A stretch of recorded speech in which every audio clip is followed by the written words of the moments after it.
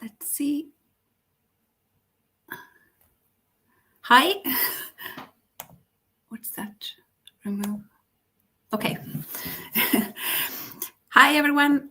Or if you're watching afterwards, hi, welcome to this live stream. I'm using a new technique today, so hopefully it will be better because I will have the ability to add some images and hopefully you will have a better experience. So the topic for this live is how to build trust in yourself again after going through abuse, going through a narcissistic relationship, and why it is so important to build trust in yourself again in order to heal. And why do we lose trust in ourselves when we are going through the narcissistic relationship? So let's see. I can start actually by sharing a story when we're talking about what to trust and how to trust in ourselves. So a few of you know that I went to trial against my ex-husband 2 days ago. So, and it went well. Tomorrow I will share a video about the trial. But afterwards, I was winding down at home when I was watching a funny video. So on YouTube, it was about a little dog, a little chihuahua, and it had a hat on, and it was barking like it was this glass door, and then the little dog was barking. And on the other side of the door was a Great Dane. And the little dog was really feeling tough and barking at this large dog. And then someone opened the glass door, and the little dog went silent, and then he turned around so you can see his eyes. It looks really funny, and then he suddenly lay down and play dead. And I was laughing, and I was watching it over and over. And then my son came into the kitchen and he said, Mommy, what are you looking at and laughing about? And I showed him the video. And then he looked at me and he said, oh, I feel so sorry for adults who don't know when a video is made by AI. And he showed me that, well, you can look in the corner, like this little water stamp from when it says that word, and it is made by an AI program. And I can't remember which program, but I Googled it, and it was true. So it was an AI. So now I feel a bit like uncomfortable. It feels sad that I can't trust the funny. Oh, hi from Georgia. Do you mean Georgia or? Hi, welcome here. So this topic for the live stream is trust in yourself, and I was just sharing this funny story about me not being able to trust in funny animal videos anymore, since my son pointed out that like many of them are made by AI. Okay, so but if you have been Georgia, hi, welcome here. Okay, so I will start talking, and in Sweden it's like 10 p.m. So I think you're a bit earlier in the day, but I'm happy that you found your way here on a Sunday. So I have prepared some material for this live stream, and you're very welcome to comment as we go, and I will try to keep an eye on the live stream. And I have to say that I'm also using some new technique. So this is the first time that I'm using this program. Hopefully the experience will be better, but you have to be a bit patient with me because it's a new program. So let's start with the first picture. Oh, okay. You can see the picture and I'm in the corner, I think. Let's see, we can do it like, no. Yeah, that was better. So in an abusive relationship, and a narcissistic relationship is typically abusive, you go through a cycle. So if you've heard about narcissistic abuse, you've probably heard about the love bomb, the devaluation, the discard, and perhaps the Hoover. But that is like, if you look, that cycle is like if you look at the whole of the relationship, yes. But in the relationship, you're also going through these mini cycles. So you're going through the abusive cycle. And I will talk a bit about that because something happens when you're going through this cycle that definitely affects your belief in yourself, your ability to trust what you are experiencing. So, yeah, if I point like this, you can't see it, right? No, I have to explain. So it starts with the good phase, the honeymoon phase, where you're really close and the toxic partner is showing you a lot of affection and attention. And this phase usually feels magical. But inevitably, like no matter what you do, it will shift. That's not dependent on you, that's dependent on the toxic partner. So they shift into this tense phase. They withdraw, they go a bit cold. You might feel a bit worried, like, why is something wrong, or did I do something? They might be ignoring you, or like the warmth is gone from the relationship. So this phase makes you question yourself. It makes you second guess yourself and wonder if you have done something wrong to cause this like distance in the relationship. And it makes you work because you want to get back to the honeymoon phase. That is like the part of the relationship that feels good. So you're working to get back there. The tense phase usually ends up with, like, it ends with a blow up. In the beginning, those are small, like it can be an argument or a harsh word or something. And then you make up and the relationship cycles back to the honeymoon phase. So this pattern, well, firstly, the blow up, that makes you feel off balance, hurt, confused, and there is no resolution. In these toxic relationships, there is no real resolution. You don't sit down and talk and solve things. It's like you, instead of doing that, you smooth it over by going back to the honeymoon phase. And you try to forget about the blow up. Well, he had a bad day, or we weren't able to communicate that clearly. So I will try a bit harder. I will not bring that subject up again, and hopefully things will stay good. So you're both trying to and the moving back to the honeymoon phase gives you hope that the relationship can work out, but then inevitably, it always cycles back. So there is tension again, and then there's the blow-ups. So the relationship cycle in itself, the longer you stay in this toxic relationship, the more you question yourself, the more you feel off balance or confused and not really sure what is true or what you should think. And the toxic partner often points at you. So they're saying, this is your fault. So let's see.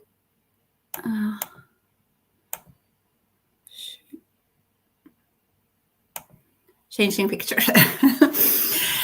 this is how you're feeling. This is how I felt. So I was with my ex-husband for 21 years. It's your fault. The blow-ups are your fault. The tension is your fault. Are you making mistakes? You're feeling like you're not enough. Like no matter what you do, you are not able to make the relationship work, and they are typically blaming you for it.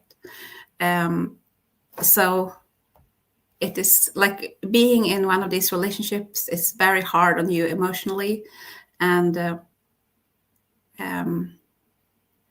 it definitely affects your ability to trust in yourself and to feel confident. Let's see. Yeah, and gradually what happens is this. I don't know if you recognize it. If you stay long enough, it takes a lot of energy to be this tense because you're not really able to relax. You are like in the honeymoon phase. Yes, you feel relief and you are able to relax a bit, but then the tension is back, and the questioning yourself is back, and the arguments and the criticism that start to appear, and you're not able to feel comfortable. You're definitely not being affirmed, so they are not building you up. They are tearing you down, but often a bit covertly. So they will say things like, well, you know that I got your back, or you are very important to me. But at the same time, they are criticizing you and complaining and like undermining your self-esteem, isolating you from your support network, and demanding that you do more and more. They often, like as they are withdrawing, they are leaving you with the responsibility of like both the practical, caring for the practical things in the relationship, and also for the emotional. Like they are not taking any responsibility to make a change. That is like that responsibility is put on you, but it is actually an impossible task because they are not, since you are two persons in the relationship and they are actively working against it. Like they don't want it to work. They want you to work for them. They want you to be uncomfortable, and they don't want you to be confident. So as they're working, they are actively working against you. So it's an impossible task, but you continue to try to make things better. For me, I felt that I was like able to handle things before we got children together. So yes, I was doing a lot of the work and the emotional labor, but I felt able to handle it. And I think that before the children, I was not tied down. So he was still acting, he had to act nice. So I think it was several things. But after the kids came, I definitely was not, for a few years, I was able to keep it together, running on adrenaline and stress hormones and coffee. But there is only and I was young when I had my kids, so 27 with the first and 29 with the second kid. But when I started to work when the youngest was 2, and then pretty quickly I started to have burnout symptoms, and I struggled with that for several years, but I still continued to push because it felt like I didn't have any other option. I don't know if you recognize this, but there are so many survivors who are dealing with like mental fatigue or burnout symptoms. They're feeling overloaded. They're feeling like they are responsible for, like, if they don't keep everything together, there is no one there to pick it up for them. So everything is on them. And as you are staying, you're continuing to struggle, and these symptoms of the mental fatigue, it is actually symptoms of the brain being overloaded. So what happens to the brain when it is overloaded is that its ability to filter out things, that is actually a very important function of the brain, to be able to filter out like visual impressions, things around you, or information. That ability gets disturbed. So you start to like have sound sensitivity. You're no longer able to filter that out. And if several people are talking, or if you're trying to do a task and there is some disturbance, like people are walking, or there is a fan, like the sound of the fan or something, you're not able to sort that out. So that means that you have a very hard time concentrating on a task. And like why this is happening is because you're constantly working. There's not enough rest for your brain. Sorry, I have to take some tea.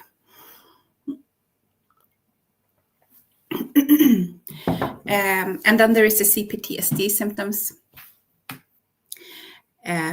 caused by repeated trauma in the relationship. So as the relationship progresses and there are the abuse typically escalates. In my case, for a long time, it was just emotional and verbal.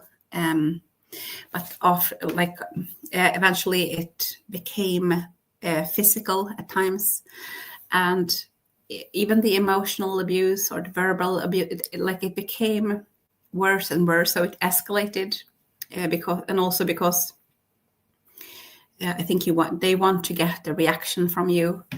And that reaction, like when it becomes severe enough, you can become like there is a trauma done to you. And when then that happens repeatedly and you're not feeling safe at home, you might be afraid of them, like the reaction. Will he be angry if this happens? Or you're constantly tense. Eventually, you might end up with CPTSD. So, oversensitivity in the stress system. You might have triggers that will trigger this stress reaction, nightmares, flashbacks to certain events. So when you finally come to the point where I've had enough, I can't continue, or the relationship continues to, like when this happens, when you start to have these symptoms in the abusive relationship and you're already feeling like I'm not enough, I'm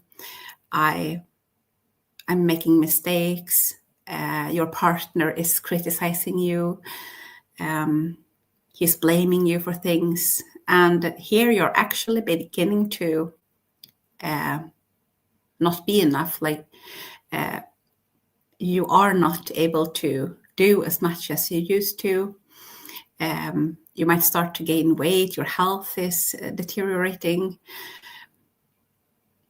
You don't have that much energy, you might be forgetting things. And instead of the toxic partner here stepping in and helping you and like seeing that, well, wow, my partner's really overloaded, I think that I need to step in.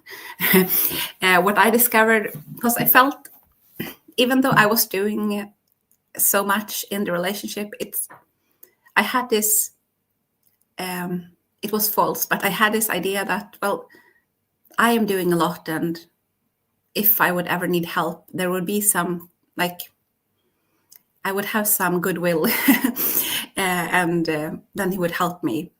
But what I discovered when I reached this phase was that no,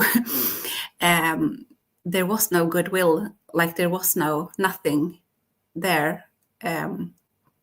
He did not, like he was not happy or grateful for all the things that I have done. And I was getting more criticized, and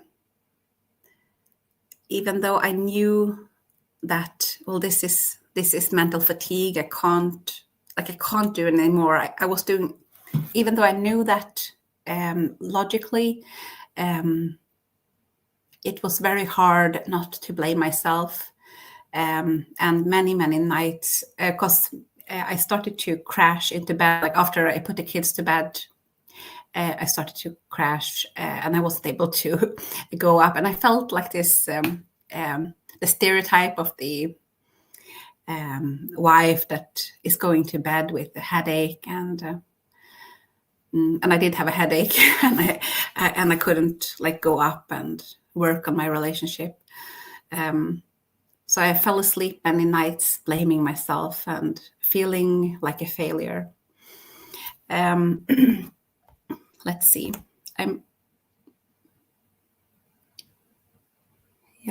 Okay. But somewhere here, your relationship might start to crackle. So they, as I said, they don't help you. They criticize you more. They might withdraw more, look for another partner since you have been used up. And there might be more arguments. And eventually you might feel like either you feel that you've had it and you try to leave, or they might leave you. So let's see. I will put up another picture here.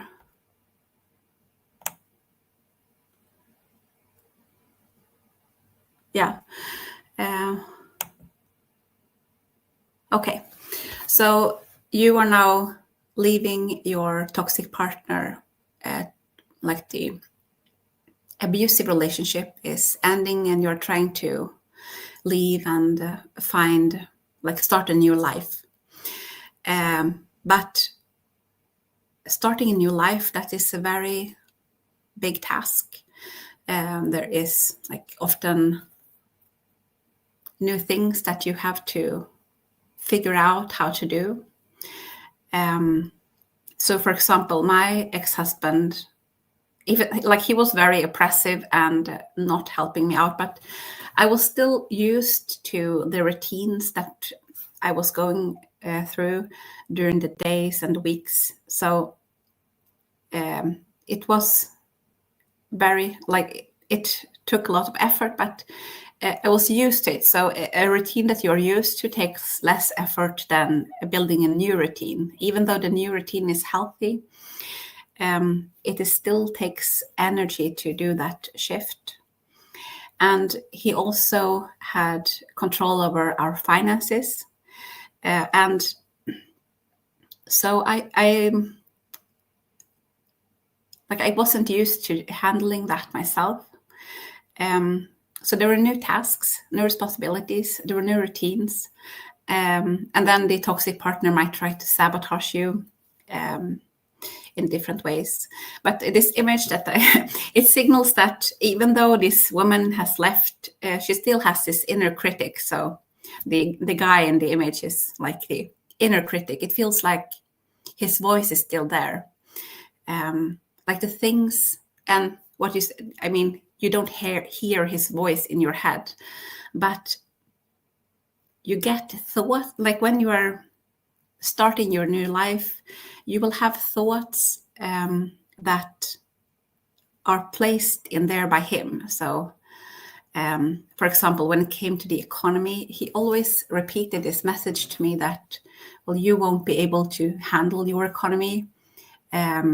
You're too emotional. You won't like you can't take financial decisions. It will stress you out. It won't go well if you handle the economy. And as I left, and I was really at this point, I was actually like a few months after the separation, I was put on sick leave because of the burnout and the stress.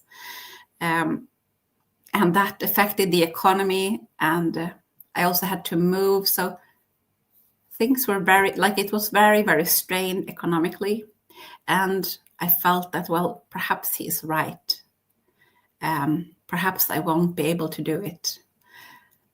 And even with like small things, I went to this, I went to the shop, the clothes shop, also like a few weeks after the separation, because I didn't have any clothes. He treated me so badly in the end, and he took all my money, and he refused to allow me to buy any clothes because he blamed me for having gained weight and not fitting into my old clothes. And so I went to the shop, and I was like going there, and I was planning to buy something for myself, but I hadn't been in a shop by myself for years. So, and I felt like, I felt very, very uneasy, like he was going to show up and blame me, or that I was doing something bad for buying. I bought, I think, 2 shirts for myself or something. And I could hear this message in my head, sort of, yeah, you're being selfish. Like this money you should spend on the kids. And in this situation, how can you buy something for yourself? So I had to force myself to buy the item, and I was feeling very, very anxious. But this was part of like the gaslighting, part of the effects of the abuse that I have gone through. And I was just taking a small step to counter that. So if you recognize what I'm speaking about, you can write something in the comments. So living in a toxic relationship, very, very challenging, and your self-trust is definitely affected, your self-confidence. Let's see, okay.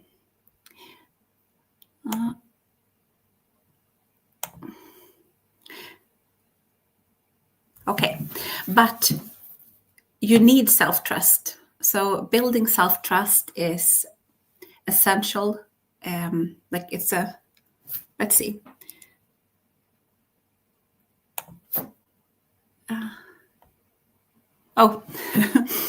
Let's see. Show. Okay, now you can see a comment. This is a new function. I can certainly identify with the burnout and mental fatigue. Yes, I can imagine. I know that there are many women who are struggling with this. I work as a doctor, and many female patients that I see are struggling with burnout and mental fatigue, but they don't really know that is what they are dealing with. And it does not only have to do with abusive relationships, like it can be other things as well that is causing this. But definitely, like if you are in an abusive relationship, I don't think I met a patient yet who have left an abuser and are not having some symptoms of mental fatigue. Let's see. Oh, thank you. Okay, you're welcome. Okay, so I am trying out some new functions, as you can see. So healing after you leave an abusive relationship, you need to heal, and that is not something that happens overnight. Healing, like it's not magical, like there is no quick solution. There is no therapist or course or something that will heal you immediately.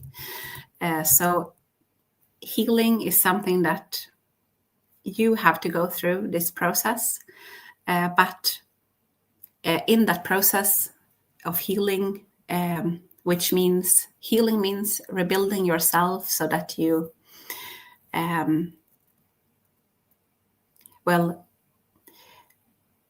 reversing the damage that was done, the gaslighting, reversing this breakdown of your confidence, which is what I'm talking about today.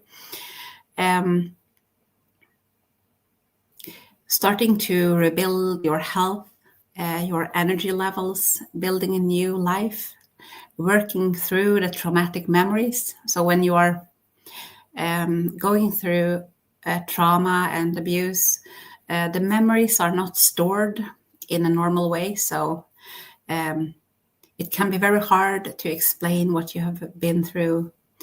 And even if you're trying to retell an event, it may be very confusing because those memories they are not stored in order. So you might jump back and forth in the timeline and get caught up in some detail. So that is the effects of trauma, and you have to work through that.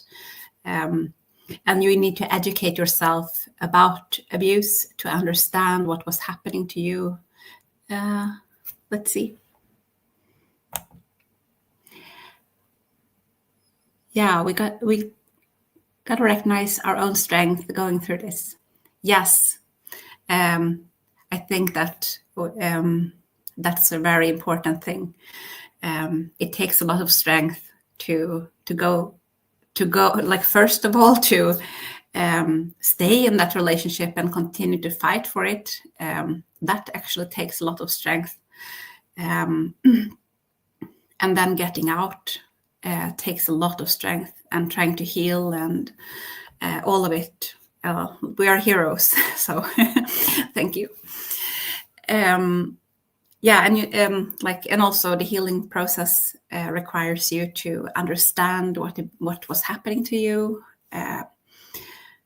what abuse is, and try to that you have to come to a place where you are, where you can accept what it was, and where you can grieve the things that you lost, or the dreams that were not possible in that relationship. So there are a lot of things, but you start to go through them step by step. But rebuilding self-trust is very important for you to continue to move forward in that healing process. Why is it important? Well, first of all, I wrote, believe your eyes. You need to believe what you are seeing. So in the relationship, you did see a lot of things that were wrong. You did experience abuse and things being told to you that were false. And you believed those things, those words that the abuser said to you. You believed that you might be to blame for things that you were not blamed for. And you saw him do things, perhaps betray you or do wrong things, but you questioned if that really what he is doing. You were not sure, you didn't believe yourself. And it is very important to start to believe what you're seeing,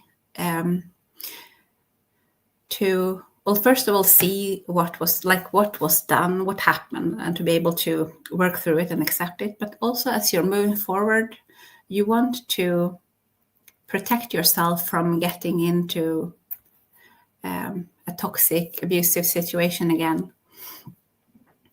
And that makes it important for you to believe what you're seeing. Like, if you're seeing someone treat you badly, you believe that. and you don't blame yourself for it or question yourself. You can trust in what you saw. This person was behaving in a toxic way, and not second guess yourself. And you need to trust yourself and believe that believe in your worth. So believe that you are valuable. I'm sure that I don't know all of you, but I know that many people who are going through these toxic relationships, they are really good-hearted people, and people who are trying to do their best, and who are moving through life they have the goal that they want to benefit people around them, and they are loving people. That is that's incredible. That's very valuable. And when you can see that in yourself and believe that you are valuable, not because of what you're doing or what you are achieving, but just because who you are, just because you're a positive person and a person who can, as I shared in the beginning, sit and laugh at a funny animal video. We all have our strengths and weaknesses, but it's a beautiful thing when you can start to see your worth and love yourself and appreciate yourself. And be your own guide. So we're on this healing path. I'm sure that all of you and me as well, we're moving forward, trying to heal, working through abuse. And there is so much information, so much courses or books, videos that you can learn about this. And often we look for the answers, and there are answers out there, but we also need to be our own guide. When we're moving forward, we are all in different circumstances. We have our individual situation, and we have our own individual traumas. The relationship it may have been very similar, but not exactly the same. And we have a different goal as we move forward. So you are very, who is best qualified to tell you what the next step will be? Well,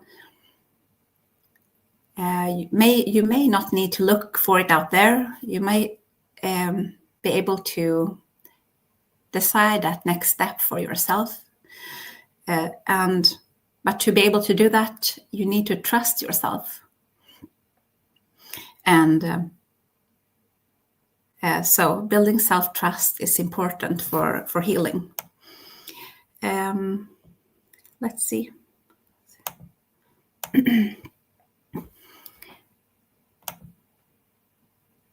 Yeah. So how do we get this self-trust? Well, it's a process, the same as healing is a process.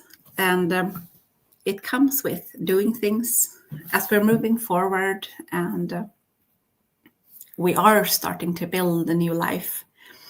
We are doing the things that we thought that we could not do, or the things that the toxic person told us that we were bad at, or we're doing those anyway. And when I started to take charge of my own economy or buying clothes for myself, I felt very insecure and anxious. But as I moved forward and I did it anyway, that anxiety decreased, and I was able to see that, well, I could do it. I was able to do it. So those things that I thought that I was reliant on him for. And it might have to do with like fixing things in the car or things that I was not used to, and I thought that I couldn't do. I was able to do little by little. You're doing it, and you're gaining some self-trust and belief in yourself. Take your own advice first, I wrote, and it's just sort of the same as be your own guide. But when you have a problem, we are looking for the answer out there. So asking people, what should I do? Or trying to find the answer, asking ChatGPT. But you can ask yourself first before you ask anyone else. So when you have a problem or you want to decide on something, sit down first with yourself, have a cup of tea and perhaps a pen and paper, and write down the options, and give yourself an advice first. And then you can ask others.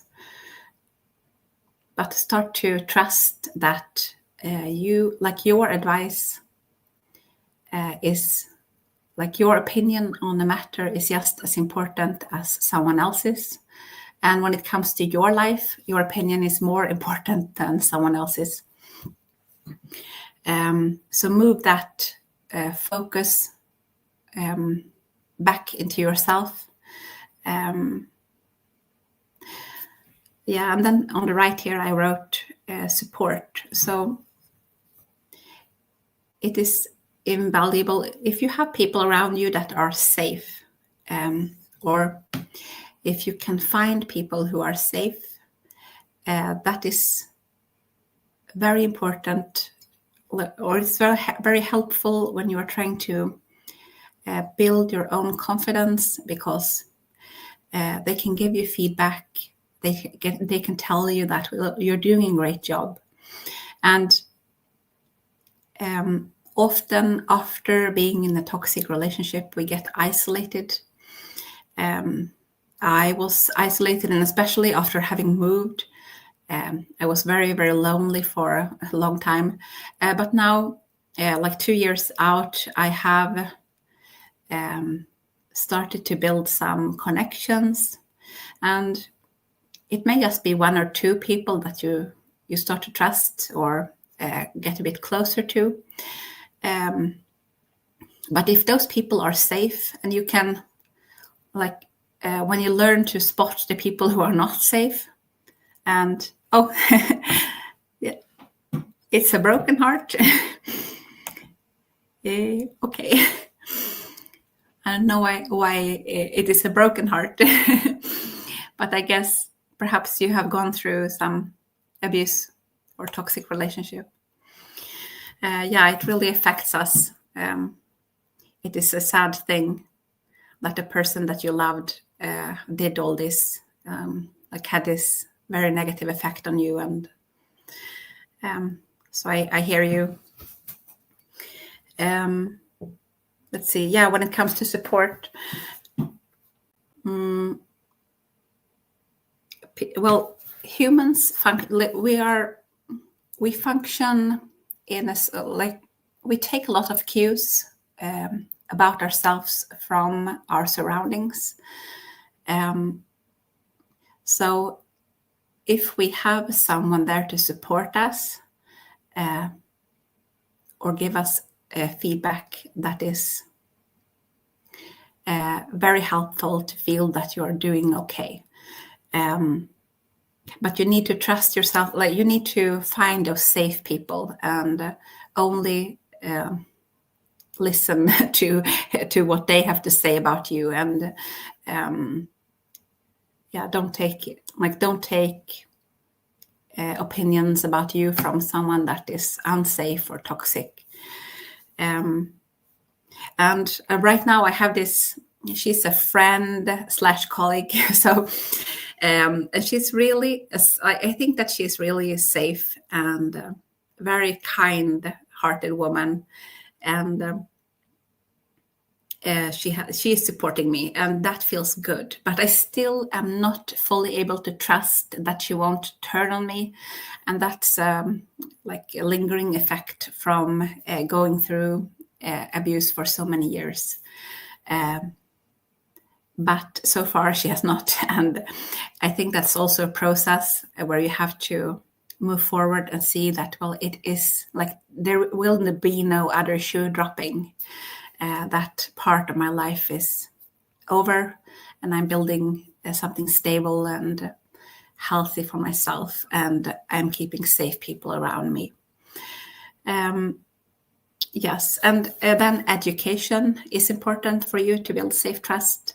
So me sharing in this live is a part like that's education, explaining what happens in the abusive cycle and where that self-doubt comes from, I think is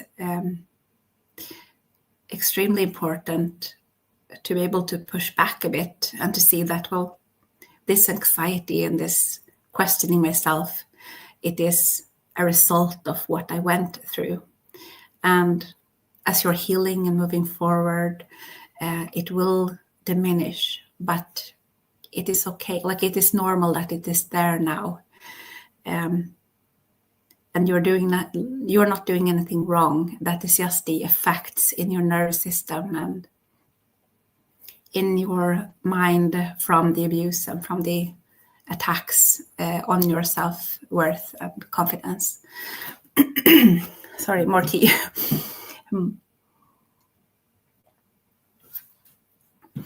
Yes, and then I wrote journaling. Journaling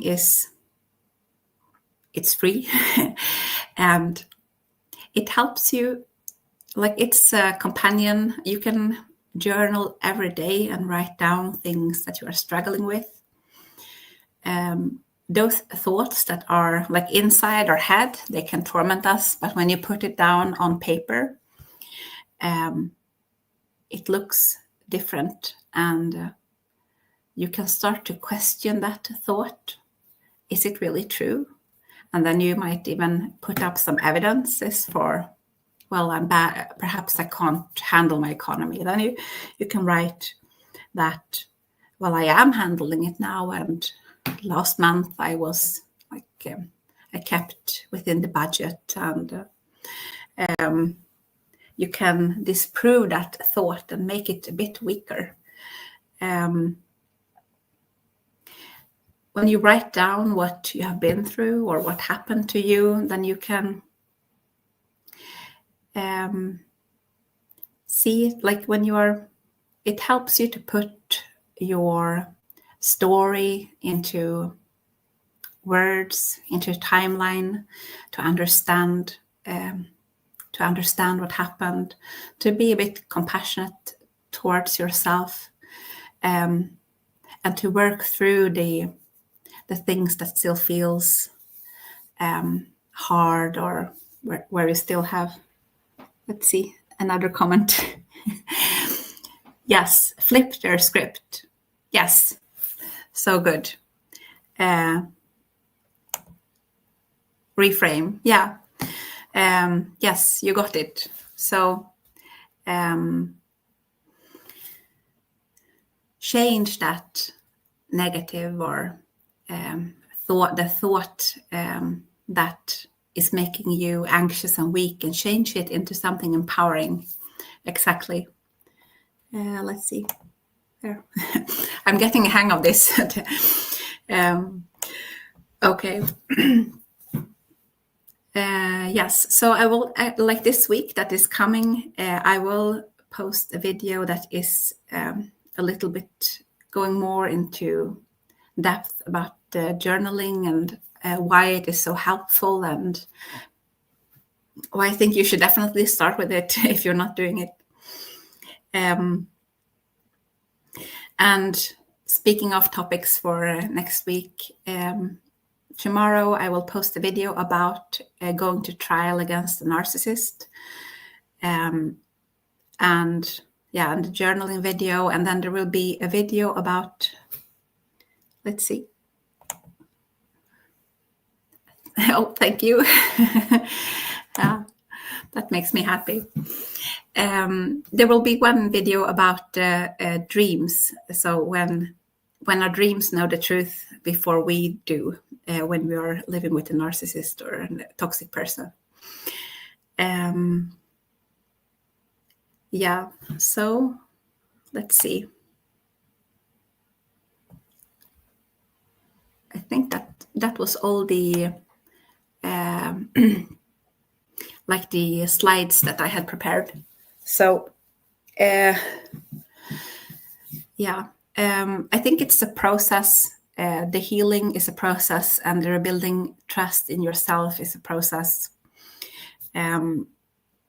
Every time that you're doing something that feels uncomfortable, you are moving forward. So this Friday, I faced my ex-husband in court. That was a major step. And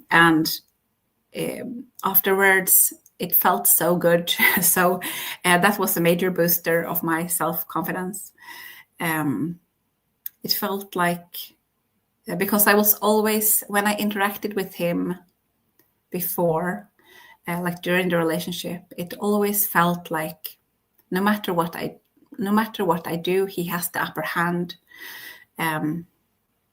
He was twisting my words against me. Like it's always ended with me feeling ashamed or feeling like I'd done something wrong.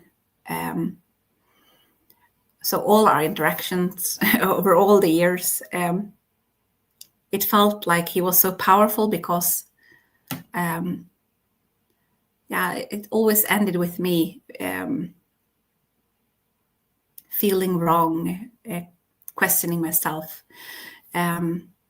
But so I've been out for 2 years, and especially the last 6 months, I really started to heal mentally, and it felt like confirmation being able to go to trial and testify and tell my story and what really happened.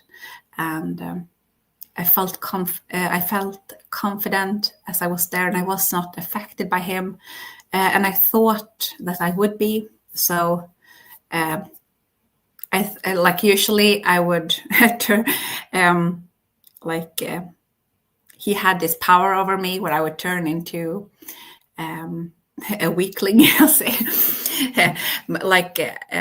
I wouldn't be able to stand against him, but in this trial, he didn't have that effect on me anymore, and it felt so good. With my testimony, it went really well. So after that, a major boost in my self-confidence. And yeah, are there any questions? Do you recognize what I talked about?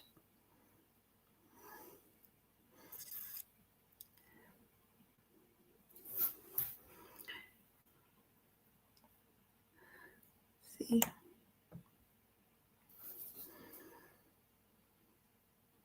Or perhaps some other topic that you're wondering about. I will continue with these live streams, but I had a vote on my channel, and Thursday won. So let's see. Sending love and strength. Thank you. I'm sending it back to you.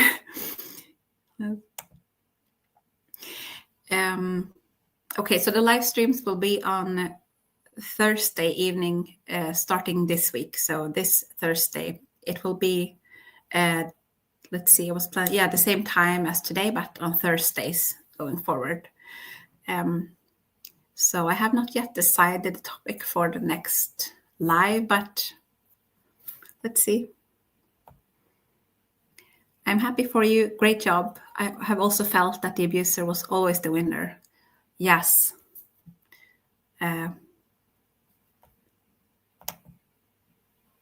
Been through those. Oh, you mean the toxic, the cycle and the abuse?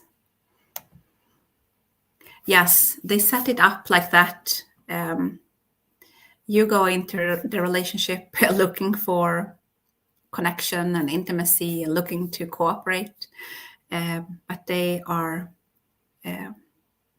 going into the relationship to dominate and to get some benefits from the relationship. So it is not like from the beginning, it is not equal, and it is impossible to fight against someone. Like it's impossible to, let's see there. So many lies. Oh, you used the euro euro sign. Yes, they. I recognize that they lie a lot, and you don't know if you can trust anything of what they say. But before you understand that they are lying, and when you are putting your trust in them, it is so confusing to have someone that you trust and believe in say one thing and then having your mind see something else. So it creates this cognitive dissonance, and yeah, you know your beautiful self. Oh, thank you. Yeah. Okay, so this live, I think it was a bit shorter than the ones I've done so far. But as I said, the next live will be on Thursday evening, and if you have some suggestions for topic, you can write it later in the comments. Yeah, I was happy to have you here. There were so many today, I think. Okay, so I will end the live if there is no other comments or questions.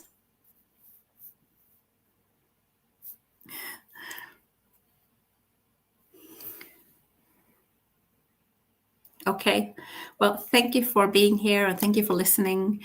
And if you're watching it in the rerun, I'm always happy to have the viewers here and to read your comments. Okay, so bye.